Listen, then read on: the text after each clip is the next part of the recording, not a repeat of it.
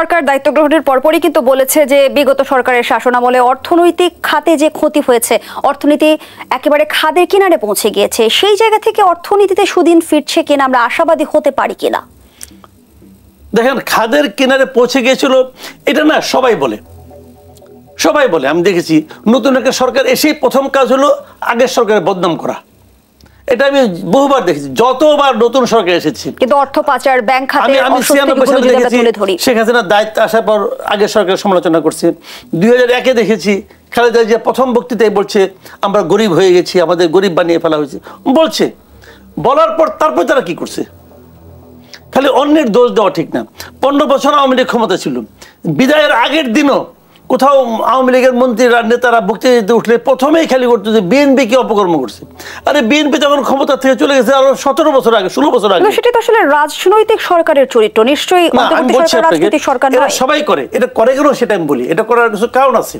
কারণ হলো এটা একটা হিউম্যান নেচারে বলতে পারেন আপনি, যে আমার উপরে যে প্রত্যাশাটা জনগণ করে, যখন জনগণের সে প্রত্যাশাটা আমি মেটাতে না পারি, তখন এটা যে আমার মানে অযোগ্যতা অথবা আমার সীমাবদ্ধতা, এটা কেউ স্বীকার করতে চায় না। সবাই আরেকজনকে দোষ। আপনি দেখবেন ছোট বাচ্চারাও কিন্তু এটা করে। কিভাবে করে? পরীক্ষা মনে করেন খারাপ করছে, আসে বলবে কি প্রশ্ন কঠিন হয়েছে। এটা কিন্তু সবাই বলে। এটা বলে নাই এমন কোন লোক এই বাংলাদেশে নাই। তুমি পরীক্ষাকে এই তুমি যে বলছো প্রশ্ন কঠিন হয়েছে, এই প্রশ্নও তো কেউ কেউ ভালো করবে, তো তারা কিভাবে ভালো করে? কাজে অন্যের দোষ দেওয়াটা এটা একটা আমাদের নেচার, বাংলাদেশের একটা নেচার। যে খাদে থেকে গেছিল, তাও তো খাদ বলতে পারতো খাদের তলায় চলে গেছিল, বললে সমস্যাটা কি? বলতো। কারণ এখন তো ওদের পক্ষ থেকে প্রতিবাদ করার কেউ নাই। কাজে এইগুলি বলা ঠিক আছে। আপনি তো এটা জেনে এসেছেন, আপনি কি দায়িত্ব নেওয়ার পরে টের পাইলেন যেটা খাদের ইয়ে আছে, কোনায় আছে? আপনি তো আগেই জানতেন। আর যদি খাদের কোনায় থাকে তাহলে সেটা যদি আপনার পক্ষে হ্যান্ডেল করা সম্ভব না হয়, আপনি দায়িত্ব ছেড়ে দেন, আরেকজন আসবে। এমন তো না এই দেশে আপনি একমাত্র ব্যক্তি পারবেন, আর কেউ পারবে না, আরেকজন পারবে, সমস্যা তো নাই কোনো। আমার কথা হলো কি, আপনি যেভাবে পেয়েছেন সেভাবেই পেয়েছেন, ওইটাকে মাথায় রেখেই আপনাকে উন্নতি করতে হবে, ওইটাকে মাথায় রেখে আপনাকে জনগণের চাহিদা মেটানোর চেষ্টা করতে হবে। কতটুকু পারবেন কি পারবেন এটা জনগণ দেখবে। আপনার কাছে কেউ বলে নাই যে আপনি দায়িত্ব নেওয়ার পরেই দেশটাকে সুইজারল্যান্ড বানাই দেন অথবা বেহেশত বানাই দেন, এটা কেউ বলে নাই। কিন্তু এক ধরনের জনগণের প্রত্যাশার চাপ তো নিশ্চয়ই জনগণের প্রত্যাশা সবসময় থাকে, সবসময় থাকে, ওটা কোনো ব্যাপার না। ওই প্রত্যাশাকে আপনাকে হ্যান্ডেল করতে হবে। আপনাকে জনগণের যখন আপনি জনগণের সঙ্গে ট্রান্সপারেন্ট হবেন, তখন জনগণ বুঝবে যে কি কারণে সে পারছে অথবা কি কারণে সে পারছে না। আপনি তো ট্রান্সপারেন্ট না। আপনাকে কথার বলতে, যেমন ফ্যামিলিতে মনে করেন গৃহকর্তা বেশি ইনকাম করে না, কম ইনকাম করে। সে যদি তার ছেলে মেয়েকে বলে যে বাবারা আমার ইনকাম কম, অতএব তুমি এটাই খাবা, আমি তোমাকে ওই অত দামি জিনিস খাওয়াতে পারবো না, আপনি যদি ট্রান্সপারেন্ট হন, তাহলে কি হয়, ওই পরিবারের সদস্যরা কিন্তু ওই গৃহকর্তার সঙ্গে একীভূত হয়ে যায়। তারাও ভাবে হ্যাঁ তাই তো, ওনার তো ইনকাম কম। কিন্তু আপনি যদি ভাব দেখান যে বিরাট কিছু খাবার দেওয়ার সময় দিচ্ছেন ডাল ভাত, তাহলে হবে না। আমি এদেরকে বলছি সরকারকে ট্রান্সপারেন্ট, সরকার ট্রান্সপারেন্ট না। সরকার কোনো ক্ষেত্রে ট্রান্সপারেন্ট না। সরকার কিভাবে উপদেষ্টাদের নিয়োগ করলো কোনো ট্রান্সপারেন্সি নাই, কেউ জানে না। কেউ জানে না কে কিভাবে উপদেষ্টা হয়েছে, কেউ জানে না। আবার উপদেষ্টারা কি কাজ করছে এই ক্ষেত্রেও সে ট্রান্সপারেন্ট না। কিছু বললেই ধমক দেয়, কিছু বললেই সে মন খারাপ করে, রাগ করে, অভিমান করে, এগুলি করে। নির্বাচন করতে আসছে, নির্বাচন কবে হবে এখন পর্যন্ত কেউ বলে না যে নির্বাচন কবে হবে। যদিও প্রধান উপদেষ্টা দুটি সম্ভাব্য তারিখের কথা বলেছে এবং বিএনপির পক্ষ থেকে হতাশা ব্যক্ত করা হয়েছে। সেটা হলো যে দেখেন, এই সরকার দায়িত্ব নিয়েছে 8 মাস হয়ে গেল। 8 মাস পরেও এই সরকারের কারোর কাছ থেকে এ পর্যন্ত আপনি শুনতে পারেন নাই, জানতে পারেন নাই, কেউ জানতে পারে নাই নির্বাচন কবে হবে। সবসময় একটু ধোঁয়াশা। প্রথমে বলেছে জানুয়ারি, ডিসেম্বরে অথবা আগামী বছর জুনে। তারপরে বলছে যে ছোট প্যাকেজ বড় প্যাকেজের কি নাটকের কাহিনী বলছে, ছোট প্যাকেজ হলে অতটা, বড় প্যাকেজ হলে অতটা। আপনার বলতে যদি বেশি সংস্কার চান তাহলে জুন মাস, কম সংস্কার চাইলে ডিসেম্বর মাস। এই যে কথা, এগুলো হলো জানেন, এগুলো হলো বাক চাতুর্য বলে না, বাগাড়ম্বর। এগুলো হলো বাগাড়ম্বর বলে বাংলা ভাষা। এগুলোকে আপনি কথার মার পেঁচে মানুষকে পিছিয়ে রাখছেন। আপনি কবে পারবেন সেটা আপনাকে বলতে, আপনার কাজটা কি রে ভাই? আমি আপনাকে একদম সহজ কথা বলি, এই অন্তর্বর্তীকালীন সরকারের কাজটা কি আপনি বলেন, কি কাজ? তারা বলছে যে আমরা সংস্কার করব, এটা নাকি দাবি ছিল। এইটা আমি নাকি শব্দ কিন্তু প্রয়োগ করছি। এইটা নাকি তারা বলছে দাবি ছিল আন্দোলনের সময়, আন্দোলনের সময় সংস্কার কথাটাকে উচ্চারণ করছে, এটা আমি শুনি নাই। আমি ভাই আন্দোলনের সময় বিদেশ ছিলাম না, এই দেশেই ছিলাম, আমি জানি আন্দোলনের সময় কোনো সংস্কার কথাটা উল্লেখ করছে, এটা আমি শুনি নাই। ধরে নিলাম ছিল, আমি হাইপোথেটিক্যালি ধরে নিলাম সংস্কারের প্রস্তাবটা ছিল। সংস্কারটা কে করবে? এই সরকার করবে। আচ্ছা ভালো, তাও মানলাম সরকার সংস্কার করবে। সংস্কার করার জন্য গত 8 মাসে এই সরকার কি করছে? গত 8 মাসে এই সরকার সংস্কারের পথে কয়েক কদম অগ্রসর হয়েছে। ওনারা বলবেন আমরা এতগুলো কমিটি করছি, এই কমিটিগুলো আপনি কাদের নিয়ে করছেন? এই কমিটিগুলি যে করছেন, এই কমিটির সদস্যগুলি কারা? এই সদস্য আপনি কোন বিবেচনায় কার মাধ্যমে নির্বাচন করছেন? আপনি কি প্রমাণ করতে পারবেন এরাই বেস্ট লোক? আপনি কি প্রমাণ করতে পারবেন? আমি মনে করি এই কমিটিগুলি ভালো হয় নাই। এবং রাজনৈতিক দলগুলোর কাছে 166টি প্রস্তাব আকারে পাঠানো হয়েছে, সেগুলো নিয়েও কিন্তু নানা ধরনের সমালোচনা। আমি সেটাই বলছি যে এই একটা কমিটিকে আমি আপ টু দ্য মার্ক মনে করি না, আমি মনে করি না। আপনি বিদেশি লোক এটা বানাইছেন কমিটি, আপনি পুরো দেশের পুরো জাতিকে অপমান করছেন। বিদেশের কিছু আনারি লোক আইনে বানাইছেন কমিটির প্রধান, তাদের কাছে যে আমাদের পলিটিক্যাল পার্টিগুলোর যে জমা দিতে হবে, পলিটিক্যাল পার্টিগুলোর আত্মসম্মান নাই, পলিটিক্যাল পার্টিগুলো দেবো না, এটা তো হয় না এভাবে। মানে এটা হলো বেসিক একটা প্রবলেম, যে খুবই আনারি টাইপের, খুবই কতগুলো অযোগ্য লোককে এই কমিটির মেম্বার বানানো হয়েছে এবং তাদের হাত দিয়া খুব ফরমাইসি টাইপের একটা সংস্কার প্রস্তাব নেওয়া হয়েছে। আমি এটাকে বলি বিদেশি এবং এনজিওদের একটা সংস্কার প্রস্তাব, এবং এই প্রস্তাব পলিটিক্যাল পার্টিগুলো যদি না মানে আমি পলিটিক্যাল পার্টিগুলোকে বাহবা দেব। আপনাদের মানা উচিত না, আপনাদের প্রথমেই বলা উচিত ছিল যে এদের আমি প্রথম দিন থেকে কিন্তু বলে আসতেছি, যেদিন কমিটি ঘোষণা করেছে আমি প্রথম দিন থেকে বলতেছি এই কমিটিগুলো আপনার তো মার্ক হচ্ছে না। এখন আপনি বলবেন যে তুমি কে? হ্যাঁ আমি কেউ না, কিন্তু আমি তো দেশের একজন নাগরিক। একজন নাগরিক হিসাবে আমার এটা অপিনিয়ন, আমি বললাম এটা আমার অপিনিয়ন। আমি মনে করি দেখেন, আমি অনেকে বলছিল বিদেশি লোকের সমস্যা কোথায়, তারা তো এই দেশেরও নাগরিক। আমি বলি সমস্যা আছে, যদি বিদেশি লোক এখানে এই কমিটিতে আসে, যদি তারা সংস্কার প্রস্তাব দেয়, তারা তো এই সংস্কার পরে আবার বিদেশে চলে যাবে। এই লোকগুলি কোনো দেশপ্রেম নাই তো, ওই যে দেশপ্রেম থাকতো তাহলে তারা আরেক দেশের নাগরিকত্ব গ্রহণ করতো না। যদি বলে যে আমি আরেকজনের চাপে পেরে গেছি, তাহলে ঠিক আছে আপনি এখন আসছেন, ওই নাগরিকত্ব ছেড়ে আসেন। কেউ তো ওই নাগরিকত্ব ছেড়ে আসে নাই, না আলী রিয়াজ, না মনির হায়দার, না কামাল আহমেদ, কেউ না। তারা আবার ওখানে যায়, ওখানে আবার ওই নাগরিকত্ব হবে, মানে তারা গাছের ডাও খাবে, তলার ডাও কুড়াবে। পাশাপাশি আমাদের পুরো জাতিকে তারা অপমান করেছে। তারা বলে দিছে যে আমি আলী রিয়াজ ছাড়া বাংলাদেশে আর কেউ নাই। এটা হয় না, এটা ভেরি আনফর্চুনেট। অথচ ইউনূস সাহেব এটা করতেছেন, ইউনূস সাহেব আরো করছেন, আরো অনেকগুলো উপদেষ্টা নিয়োগ করছেন যারা নাকি বিদেশের নাগরিক। আমি প্রথমেই মনে করি যে বিদেশি নাগরিক যারা আমাদের কোনো রাষ্ট্রীয় কাজে আসবে তাদেরকে আনা উচিত না, তাদেরকে ওটা ছেড়ে আসতে হবে। ওই যে ছেড়ে আসার মতো সাহস না থাকে, এনে এসে দায়িত্ব নেওয়ার মতো লোভজনক তারা না দেখা। এই লোকগুলো লোভী, লোভী এই লোকগুলো, তারা গাছের ডাও খাবে, তলার ডাও করাবে। এটা হওয়া উচিত না। আমাদের এখানে বহুত ক্যাপেবল লোক আছে। বর্তমান রাজনৈতিক বাস্তবতায় যখন সংস্কার ঘিরে নানা ধরনের মত পার্থক্য দেখছে রাজনৈতিক দলগুলোর মাঝে, এরই মাঝে এনসিপির মুখ্য সংগঠক সার্জিস আলম অন্তর্বর্তী সরকারের প্রধান উপদেষ্টাকে 5 বছরের জন্য প্রধানমন্ত্রী হিসেবে দেখার আকাঙ্ক্ষা ব্যক্ত করেছেন। রাজনৈতিক অঙ্গনের রাজনৈতিক দলগুলোর মাঝে নতুন করে আসলে অস্বস্তি তৈরি করবে কিনা এই ধরনের পোস্ট? খুবই অস্বস্তি তৈরি করবে, খুবই অস্বস্তি। বাংলাদেশের ইতিহাসে এখন পর্যন্ত নির্দলীয় কোনো সরকার, মানে যারা নাকি হয় তত্ত্বাবধায়ক ফর্মে আসুক অথবা অন্তর্বর্তীকালীন ফর্মে আসুক, কোনো সরকার প্রধান এই আকাঙ্ক্ষা ব্যক্ত করে নাই যে সে নির্বাচিত সরকারের দায়িত্ব নিবে।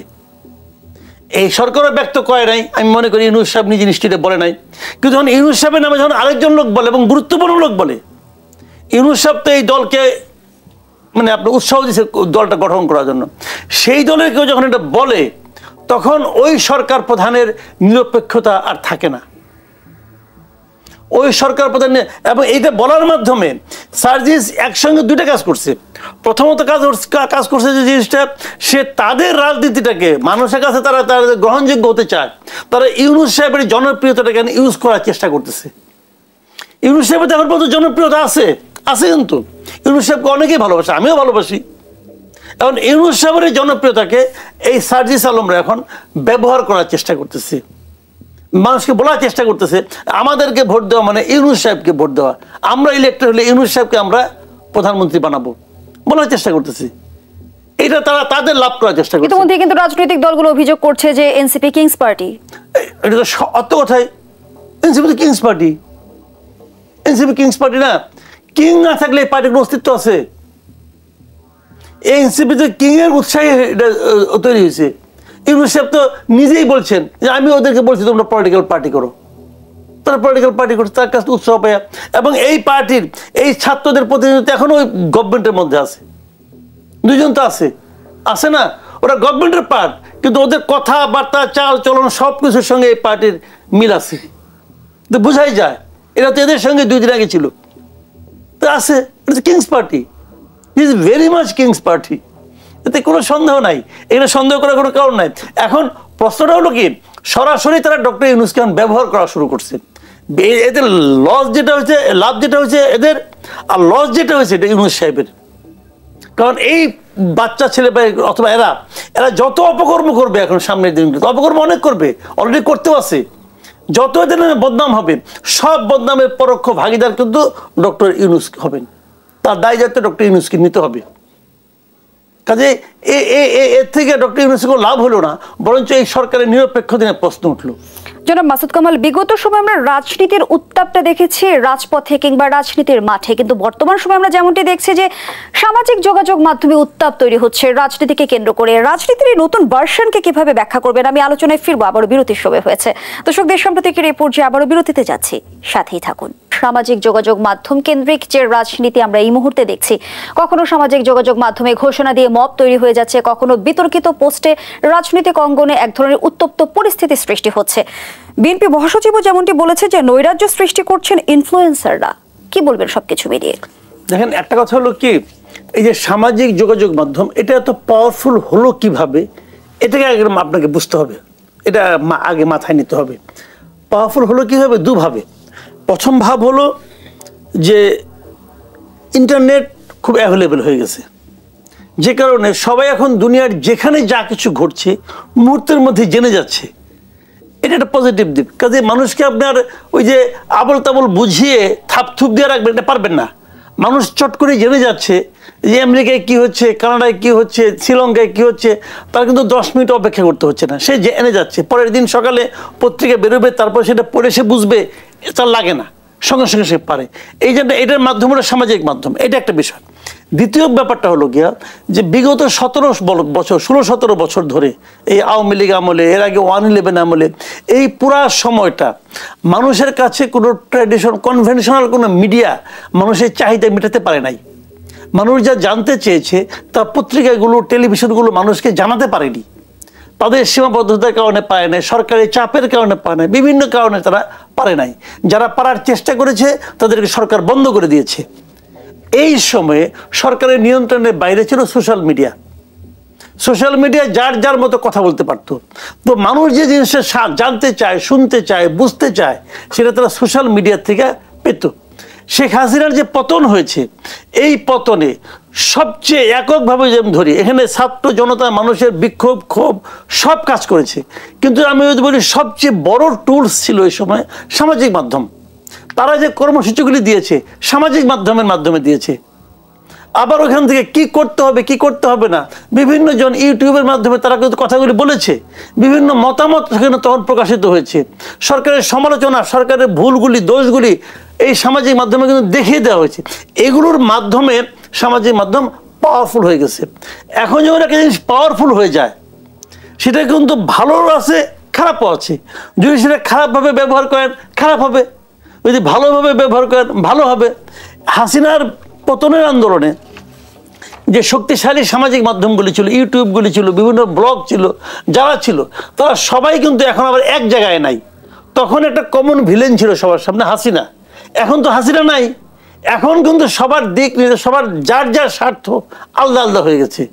কেউ এটা চায়, কেউ জামাতকে চায়, কেউ বিএনপিকে চায়, কেউ আবার আওয়ামী লীগকে ফিরিয়ে আনতে চায়, আবার কেউ আরেকটা চায়, কেউ আবার আপনার ইউনূস সরকারকে চায়। এক একজন এক একটা চায়, কিন্তু প্রত্যেকের আলাদা আলাদা এজেন্ডা হয়ে গেছে। এই এজেন্ডাগুলো নিয়ে এখন নানা রকম আলোচনা হয়, বিভ্রান্তি হয়, বিরোধ হয়। আপনি যে কথাটা বলছিলেন যে মাঝখানে যেটা অশান্তি তৈরি সৃষ্টি হয়েছিল, জনগণকে আর্মির মুখোমুখি করে দেওয়ার মতো ব্যবস্থা হয়েছিল, এটা কিন্তু হয়েছিল এবং এটা ভয়ঙ্করভাবে হয়েছিল। এটা হওয়ার কারণ ওই সামাজিক মাধ্যমের একজন পাওয়ারফুল লোক যিনি এটা চেয়েছিলেন যে এরকম একটা মুখোমুখি হয়ে যাক। এখন ওটা চেয়ে ওনার কি লাভ এটা উনি জানেন, এটা আমি জানি না, কিন্তু আমি এটুকু জানি যে ওটা হলে আমাদের মহা ক্ষতি হয়ে যেত। ওইটা নিভিয়ে দেওয়া গেছে দুটো ঘটনা আমি বলি। এক নম্বর হলো ওটার দু একদিনের মধ্যেই আপনার আর্মি চিফ নিজে আর্মি অফিসারদের নিয়ে বসেছিলেন, বসে উনি কিছু কথাবার্তা বলেছিলেন। সেই কথাবার্তাগুলো মানুষ জেনেছে এবং দেখেছে ওখানে প্রফেশনালিজমের বাইরে আর কিছু নাই। উনাকে উত্তেজিত করার চেষ্টা করা ছিল, উনি ঠান্ডা মাথায় ওটা হ্যান্ডেল করেছেন। আবার আজকে আমরা দেখলাম যে মানে ওইটার মাধ্যমে কিন্তু মব তৈরি একটা চেষ্টা হয়েছিল আর্মির সঙ্গে জনগণের মুখোমুখি, জরুরি অবস্থা জারির মতো গুজবও কিন্তু কত কিছু উঠেছে। এবং তখন আপনার এমনকি ইউনূস সাহেবের সঙ্গে গভর্নমেন্টের সঙ্গে কিন্তু আর্মিকে মুখোমুখি করে দেওয়া হয়েছিল। বলা হচ্ছিল এই তো কালকে আর্মি চিফকে বিদায় করে দেওয়া হবে, আবার উল্টা দিকে বলা হচ্ছিল যে আর্মিরা কি দখল করবে কিনা, এগুলো বলা হচ্ছিল। এই সমস্ত গুজব তারা ছড়িয়েছিল। আজকে আমরা কি দেখলাম যে আর্মি চিফ যে প্রধান উপদেষ্টার সঙ্গে যে বসছেন, আলাপ করছেন এবং মত বিনিময় করছেন, এখানে তারা কি আলোচনা করেছিলেন তারও কিছু আমরা কিন্তু জানতে পেরেছি। যা জানতে পেরেছি তার থেকে মনে হচ্ছে যে না, আসলে সরকার এবং আর্মির মধ্যে কোনো ধরনের বিরোধ নেই। এই দুটো ঘটনা, আর্মি চিফের ওই দিনের ভূমিকা এবং আজকে ডক্টর ইউনূসের ভূমিকা, এই দুটো ঘটনার কারণে আমি মনে করি যারা নাকি ওইটা করার চেষ্টা করেছিল তাদের প্রচেষ্টা মাঠে মারা গেছে, একদম মাঠে মারা গেছে। এখন তারা কেন করেছিল জানি না। মাসুদ কামাল, আমরা